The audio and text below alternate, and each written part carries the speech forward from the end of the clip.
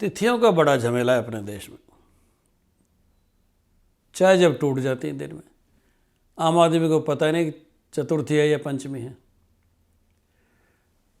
और ये कई बार विवाद का और आलोचना का भी विषय है।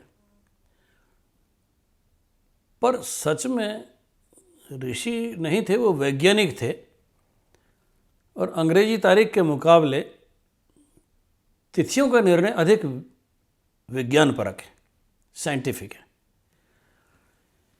सूर्य और चंद्रमा जब एक अंश पर होते हैं, 0 डिग्री पे मान लो एक साथ हैं, एक ही अंश पर है, तो जब चंद्रमा सूर्य से निकलते ही पहली तिथि शुरू हो जाती है। 12 डिग्री आगे निकले, एक तिथि बीत गई, दूसरी तिथि शुरू हुई। 24 डिग्री पर दूसरी तिथि पूरी हो गई। सूर्य से जब 36 डिग्री पर चंद्रमा पहुंच गए, अर्थात 24 डिग्री से 36 डिग्री तक तीसरी तिथि रहेगी। अब चंद्रमा तो चंद्रमा है, चंचल है, गति बढ़ा ली, गति कम कर ली, गति बढ़ा ली, तिथि वृद्धि हो गई। गति बढ़ाने पर तिथि क्षय होता है, और गति धीमी करने पर तिथि वृद्धि होती। एक औसत तिथि का मान 60 घटी या 60 घड़ी माना गया है। उसको हम 24 घंटे के बराबर मानते हैं। मैं घटी को बचपन में नहीं समझता था। मेरी दादी जब मुझे गाली बकती ना, कभी मलाई वलाई खा जाता था तो गाली बकती, तो को खाए 2.5 घड़ी को है जा। अब जब मैं ज्योतिष पढ़ाने लगा तो 2 चीज़ पता चला कि 1 घटी 24 मिनट की होती है, और 2.5 घड़ी को हैजा का मतलब हैजे की मियाद 2.5 घड़ी यानी 1 घंटा है। यानी हैजा आपको 1 घंटे में ही साफ कर देगा। इस बीच में पानी पी लिया, ORS ले लिया तो बच गए, नहीं तो हैजा तो गांव के गांव साफ कर देता था। तो 60 घटी तक यानी 24 घंटे तक चंद्रमा एक तिथि में रहते हैं। एक तिथि का अधिकतम मान 68 घटी तक हो सकता है। 68 घटी में रह गया तो वृद्धि हो गई तिथि की।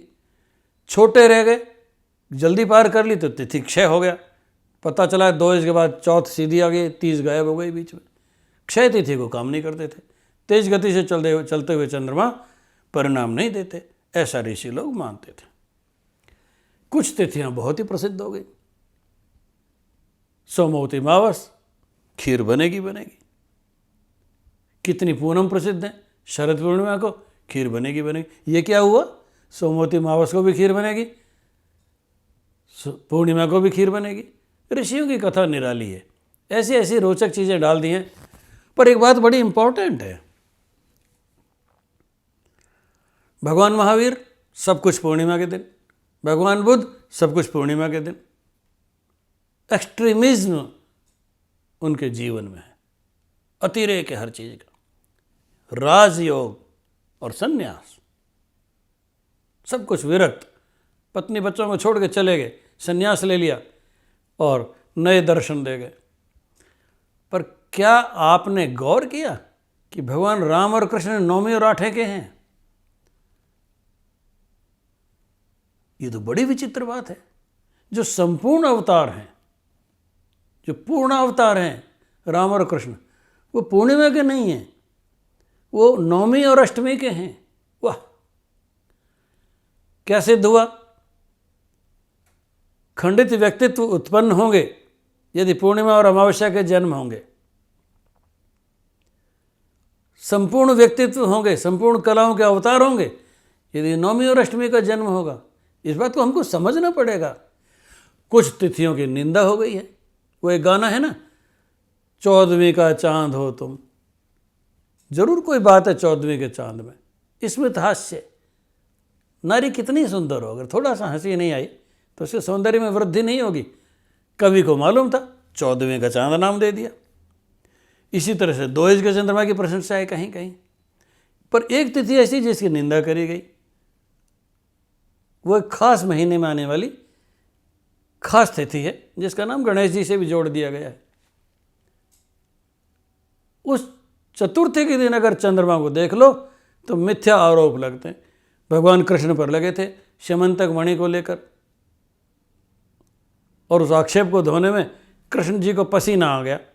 तुलसीदास को भी ये कथा पता थी, सुंदरकांड में है ना, जो पर नार लीलार गोसाई तजिए चौथ के चंद की नाई।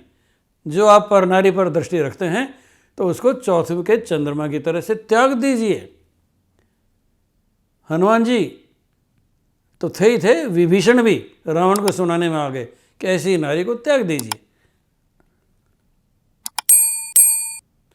या उस तिथि को त्याग दीजिए।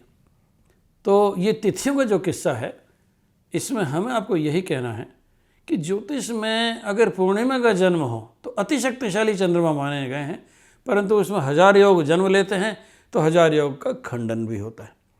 अमावस्या को जन्म लेते हैं तो कई योग बनते हैं और कई योगों के खंडन मिलते हैं, और उसमें ज़िंदगी में ऊंच नीच देखनी पड़ती है। पर ये दोनों ही चंद्रमा वाले व्यक्ति, चाहे अमावस्या के हों चाहे पूर्णिमा के हों, अत्यंत भावप्रवण, सेंटिमेंटल, उनकी मूड स्विंग्स ऊंची नीची, कभी उत्थान कभी पतन, और वे लोग साधारण मनुष्य नहीं रहते। और ज्योतिषी लोग इन सब का निर्णय, बहुत सारी घटनाओं का निर्णय तिथियों के आधार पर ही कर लेते हैं।